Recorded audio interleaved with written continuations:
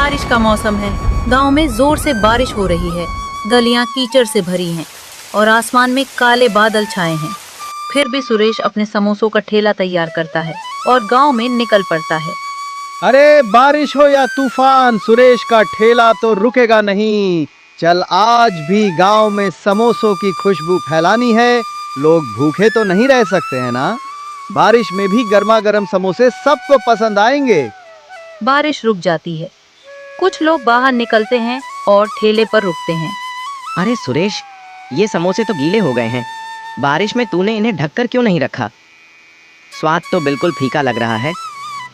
अरे भाई, बारिश का मौसम है, थोड़ा तो गीला होगा लेकिन स्वाद तो वही है, गर्मा गर्म। एक और ले लो, शायद पसंद आ जाए। नहीं नहीं सुरेश, ये बेकार है।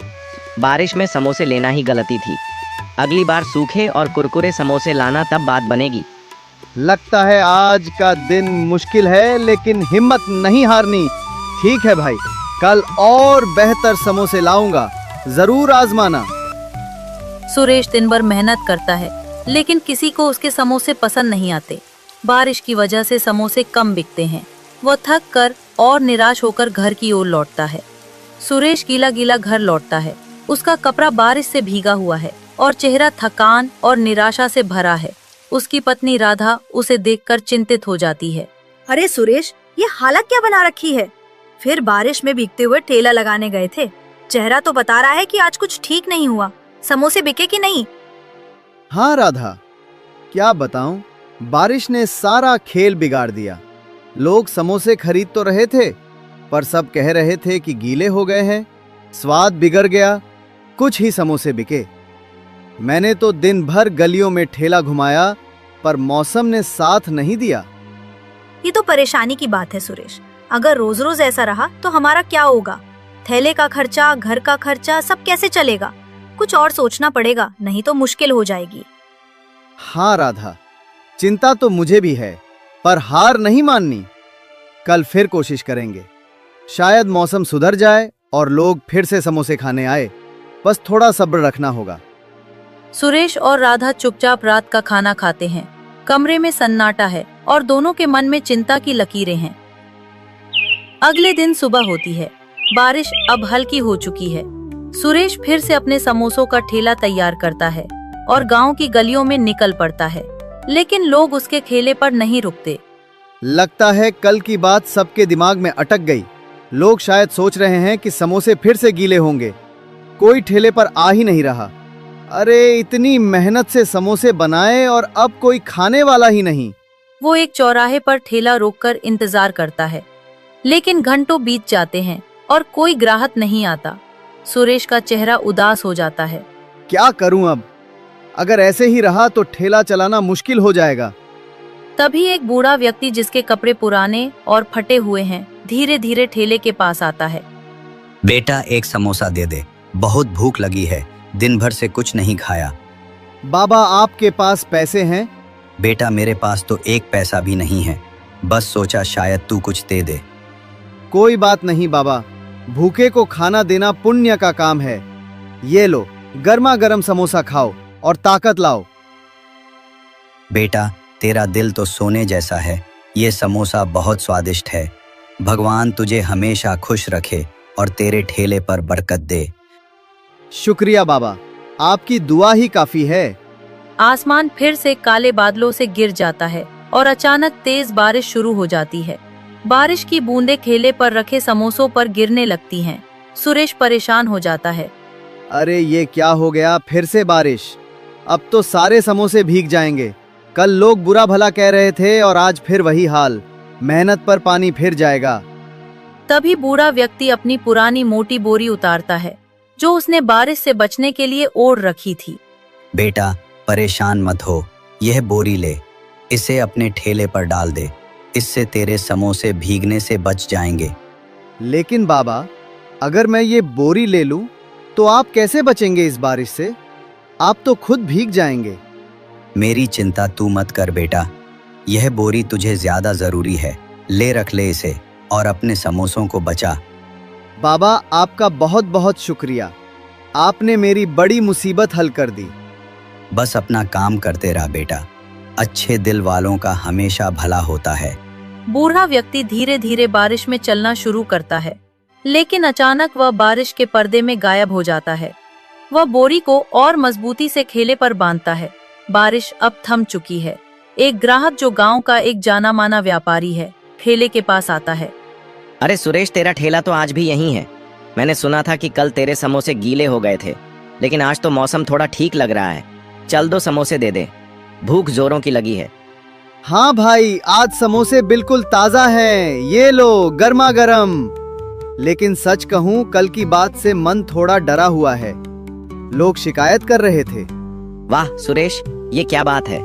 ये समोसे तो लाजवाब हैं। ऐसा स्वाद तो मैंने पहले कभी नहीं चखा। ना ज्यादा तेल, ना गीले, बस एकदम कुरकुरे और मसालेदार। तूने तो आज कमाल कर दिया। सच में भाई, तुझे इतना पसंद आया? शुक्रिया। शायद आज का दिन अच्छा है। चल एक और समोसा ले। ये मुझ पर, अरे इतनी उदारता। ठीक है, एक और दे दे। लेकिन सच बताना सुरेश, तूने आज समोसों में क्या डाला? ये तो जादू जैसा स्वाद है।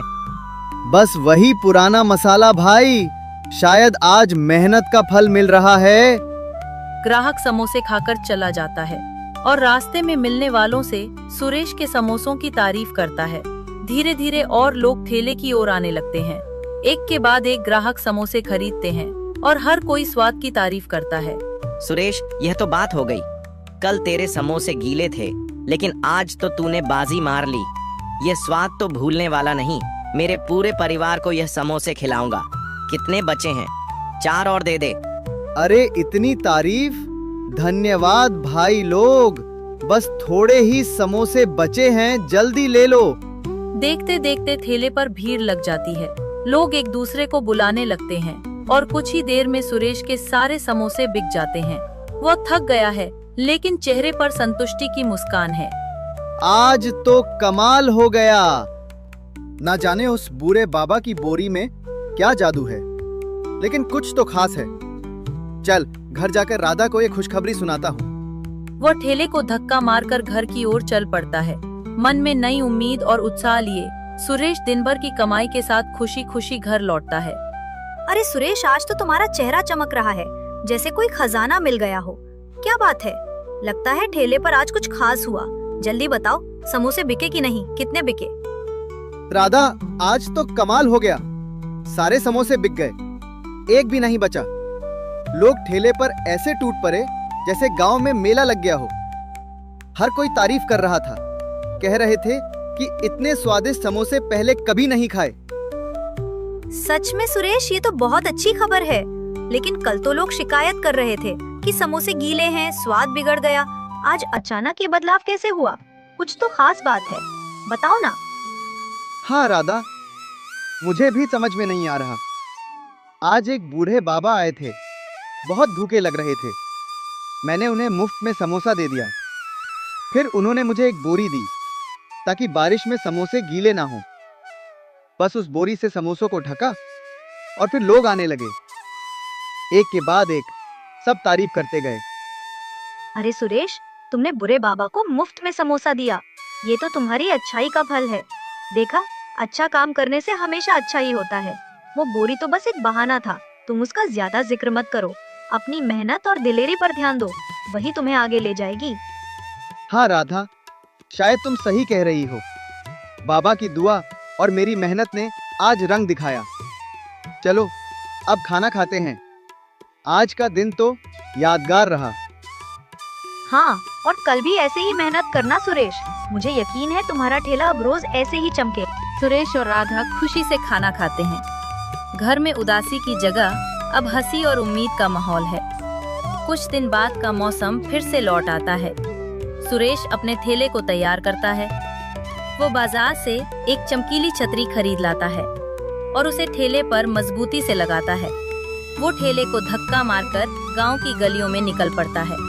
उसका जोश देखकर कुछ लोग ठेले की ओर आकर्षित होते हैं, लेकिन समोसे खाने के बाद उनकी प्रतिक्रिया पहले जैसी नहीं होती। अरे सुरेश, ये क्या बात है? ये समोसे तो पहले जैसे स्वादिष्ट नहीं है। पहले तो तेरे समोसे खाते ही मन खुश हो जाता था।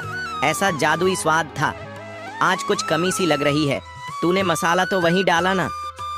अरे भाई, मैंने तो वही पुराना मसाला डाला है जो हमेशा डालता हूँ। तेल भी ताज़ा, आटा भी वही। ये नई छतरी लगाई है ताकि समोसे गीले ना हो। फिर भी समझ नहीं आ रहा तुम्हें स्वाद में क्या कमी लगी। पता नहीं सुरेश, लेकिन वो पुराना जादू आज नहीं है। शायद बारिश का असर है या कुछ और। अगली बार पहले जैसे समोसे लाना, तभी आएंगे। अरे भाई, मुझे भी समझ नहीं आ रहा। मैंने तो सारी मेहनत की, वही मसाले, वही तरीका। शायद बारिश की वजह से कुछ गड़बड़ हो गई। ये नई छतरी तो अच्छी है, फिर भी लोग शिकायत क्यों कर रहे हैं? तुम बताओ, क्या कमी है? बस वो बात नहीं है सुरेश। अगली बार पहले जैसे समोसे लाना, फिर देखते हैं। दिन बीतता है और ठेले पर भीड़ नहीं लगती।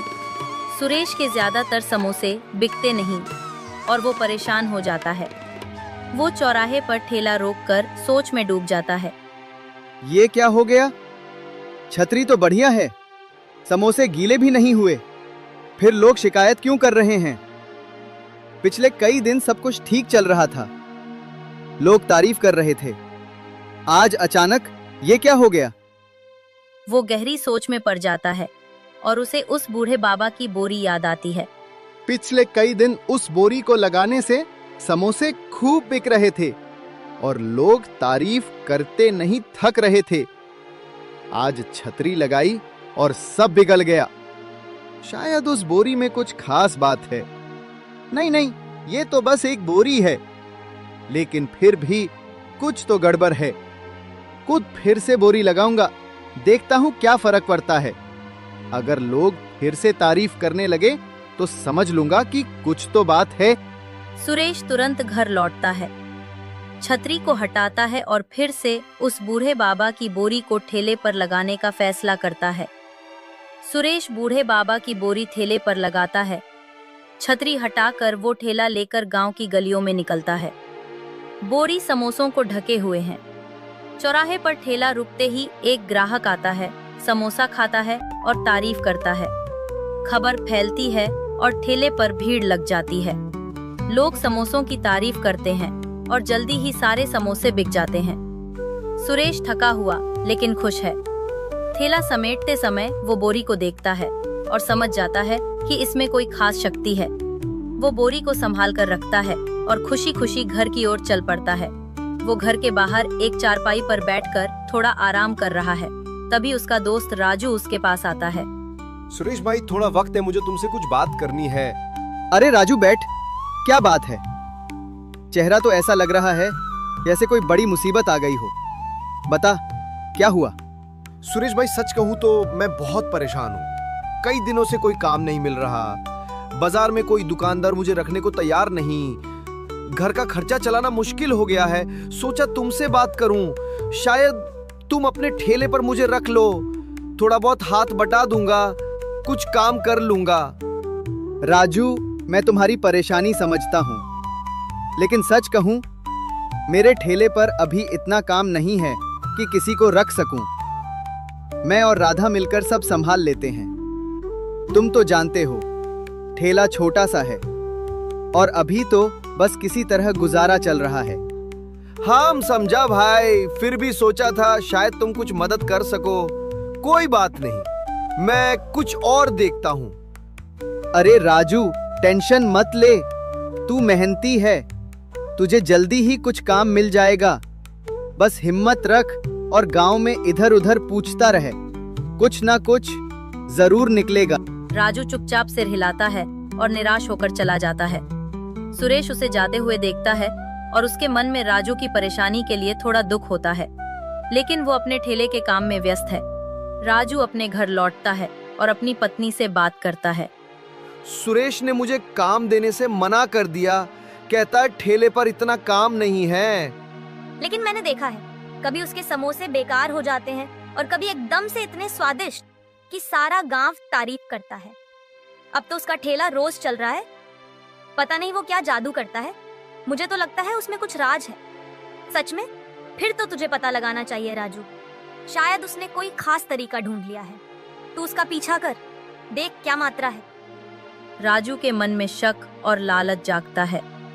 वो सुरेश के थैले के रहस्य को जानने का फैसला करता है और उस रात वो सुरेश के घर के बाहर चुपके से खड़ा हो जाता है, ये सुनने के लिए कि सुरेश और राधा क्या बात करते हैं। वो उन दोनों की सारी बातें सुन लेता है। और अगले दिन सुबह जब सुरेश अपना ठेला तैयार कर रहा था, राजू जबी बोरी को चोरी कर लेता है। राजू अपने घर पहुंच चुका है, बोरी को जमीन पर रखता है, उसकी पत्नी भी वहां है। अब देख क्या कमाल दिखाता हूँ। ये वही बोरी है जो सुरेश को अमीर बना रही है। बोरी बोरी आटा निकाल, बोरी बोरी सोना निकाल। अरे कैसी बोरी है ये? कुछ भी तो नहीं कर रही, एक पत्थर तक नहीं निकाल सकती, सोना तो दूर की बात। तभी बोरी से ढेर सारे पत्थर निकलते हैं और दोनों पर गिर जाते हैं। दोनों पत्थरों में दबे पड़े हैं। सुरेश को उसकी ईमानदारी और दयालुता का इनाम मिला, जबकि राजू को अपनी चोरी और लालच की सजा। ये कहानी हमें सिखाती है कि जो दूसरों की भलाई करता है, कुदरत खुद उसकी मदद करती है, और जो छल करता है उसका अंत हमेशा बुरा ही होता है।